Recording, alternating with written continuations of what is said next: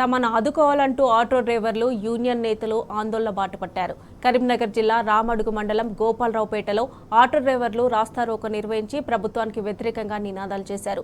రోజుకు 100 రూపాయలు కూడా సంపాదించలేకపోతున్నామని ఆవేదన వ్యక్తం చేస్తున్నారు.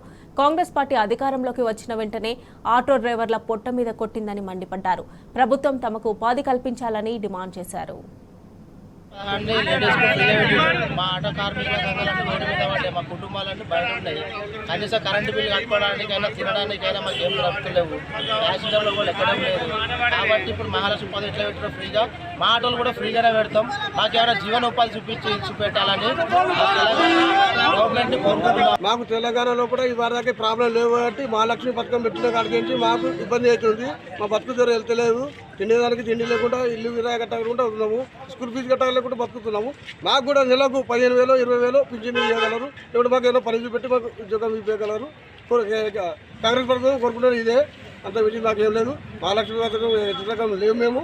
కాబట్టి మాకు జీవనం చూపెట్టారు అంతే కోరుకుంటున్నాము. మా బతుకు గురించి మాకు చూపెట్టారు. అలా బస్సు ఫ్రీ పెట్టినందుకు మాకు అప్లికేషన్ లేదు. మీ బస్సు మీ ఇష్టము. కాబట్టి మాకు కూడా బతుకు దారి చూపెట్టారు. రోడ్డు మీద మా బతుకులంతా రోడ్డు మీదకి వచ్చినాయి. ఒక్క ఆటో కాబట్టి కాదు, అన్ని తెలంగాణ ఆటో యూనియన్ మొత్తం ఇదే ఇబ్బంది ఉండదు. కాబట్టి వేలు లక్షల కొద్దిగా ఆటోల కొద్దిగా ఇబ్బంది అవుతుంది. మాకు బతుకు వెళ్ళలేక నడుపుతున్నారు. పొద్దుగడుతున్న పొద్దుగాక 100 రూపాయలు గిరా కూడా ఇవ్వట్లేదు. ఎందుకంటే లేడీస్ ఎక్కుతలేరు కాబట్టి, మొబైల్ కూడా ఎక్కుతలేరు కాబట్టి ఇబ్బంది అవుతుంది. కొంతమంది రెంట్ తీసుకుని నడపడం, కొంతమంది ఫైనాన్స్ ఇబ్బంది ఉన్నది. బాగా మందికి ఇబ్బంది ఉన్నది. ఫైనల్ కట్టాలి కూడా వాళ్ళు బండి గుంచుకుపోయి పొజిషన్ ఉన్నది ఇప్పుడు. కాబట్టి మాకు బతుకు ధర చూపెట్టారు. నెలకు 20,000 15,000 పెన్షన్ కంపల్సరీ.